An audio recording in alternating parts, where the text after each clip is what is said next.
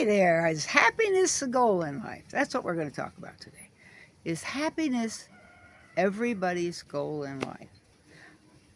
Well, it's kind of like saying beauty, isn't it?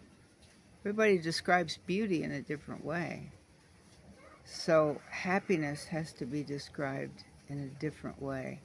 It's like, such a clear example is where a person lives, what they do to live where they live.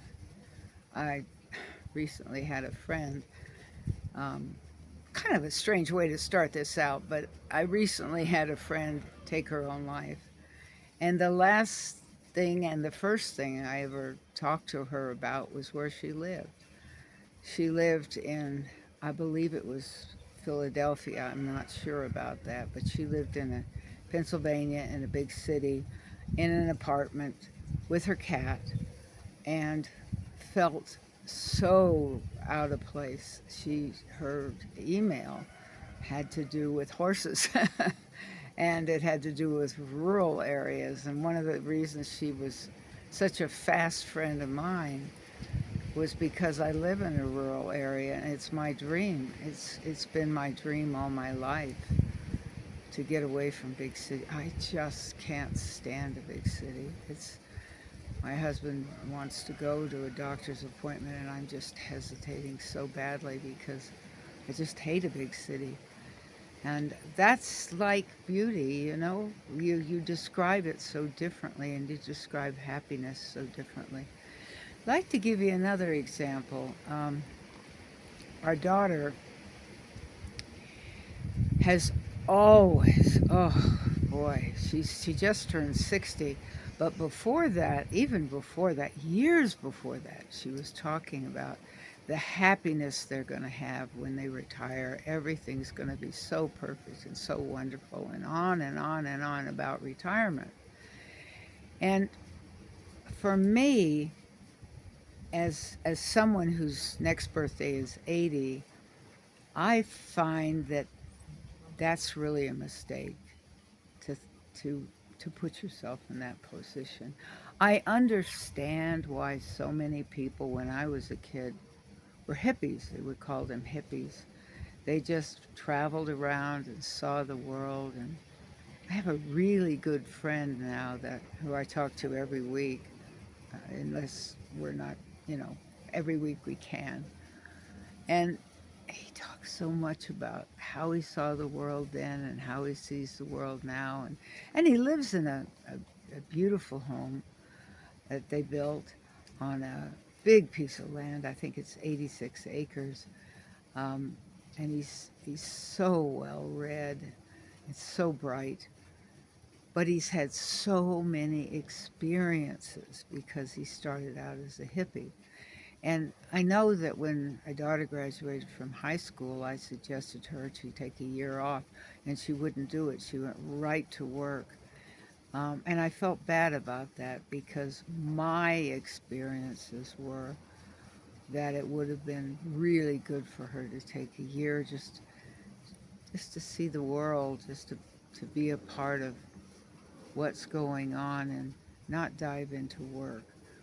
And now I've got two beautiful twins, a boy and a girl. I've been teaching for about somewhere between 3 and 4 years, maybe even longer than that. I'm not sure. But they're diving right from high school into law school. And I feel the same way. Gosh, I wish they could take a year off to just live, just to see the world. Because once you dive into that world of work, you're stuck. You're stuck. I mean, you are because you get an apartment and you've got a furnace and a stove, a refrigerator. You start collecting appliances and furniture and partners, and oh my gosh, before you know it, you're up to your neck in responsibility. You've got a car payment. You've got maybe you haven't paid off a computer or whatever. And so you've got these debts and you're locked in, baby. You are locked in to the modern life. And I think that takes away the happiness because then you have to go to work and you have to pay those payments and you have to. And one of the things that I wasn't locked into was retirement because, and sometimes the worst thing is the best thing.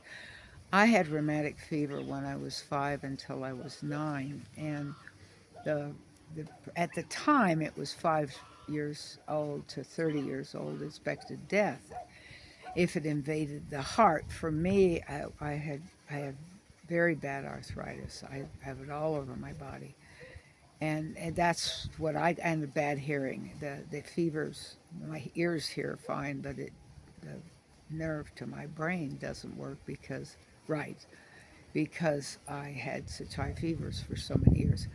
And yet, because of that, and because my mother and my grandmother both had breast cancer, and people on both sides of the family have, I didn't think about retirement. It wasn't in my plan.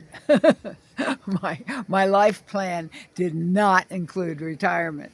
So I did a lot of things. I did a lot of traveling. I didn't worry too much about having a permanent job, and I wanted to see the world, and I did. I saw the world. I've been in every state but Hawaii, and been in Europe, and all over in Canada and Mexico. I'm in South America. I look back and I think, wow, I've had some real adventures. Not particularly good for my kids, but um, real adventures. I mean, would I do it again the same way? No. Gosh, no. No. I would be just devoted to my kids like so many people from tight cultures are. Um, no. It's But am I sorry? No, no. I had unhappiness too. I mean, there were lots of traumas and especially because my whole childhood was dysfunctional. And because of that dysfunctional childhood, I think the thought that I wouldn't live long, I never thought I'd see 50. Oh my gosh, I was just sure I'd never see 50. And so I lived that way. I lived without thinking about that, and I was happy most of the time. I'm an idealist. I'm always looking for truth and um, flowers, and plants, and space. I've got 4 bulls now. 4 bulls are out there in down by the gate. I love it. They're about a year old and just adorable.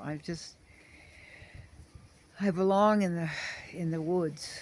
I belong with flowers and plants and quiet. Oh my gosh. It's so hard when you have a hearing defect to be where there's noise. It's like fingernails on a chalkboard, Oh, it's awful. And there's no happiness in that. But happiness, you really have to define it yourself, and you really have to think about your life. What did you want? What was money an issue for me? Never. An idealist. Don't care about money. Don't care about stuff. No. And that's where my daughter and I differ, because she's really got a gorgeous home, and everything in it is beautiful, and she lives in a gorgeous neighborhood, and all the things that are so common to a professional who's really made it in the world. She's a president of a career college, so she's made it in the world. But now I don't. I think most people say I didn't make it in the world. I'm odd, I've just. But am I sorry? No. And what I've got now is a dream come true. I'm absolutely in paradise.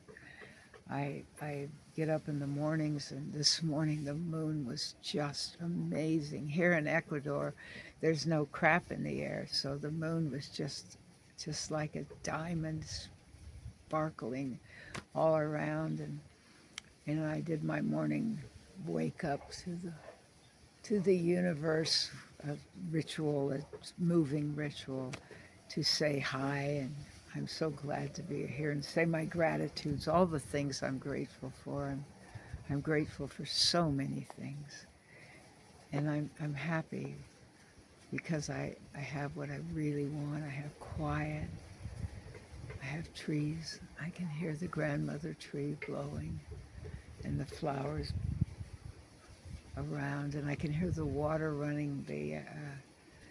The agricultural water is running, and I look at all the cows and the gardens and all the things growing, and I just feel so good. Um, and I'm not in the United States, which is really important to me right now. I'm very, very, very unhappy with the administration in the White House, and I feel like that would really pull me down.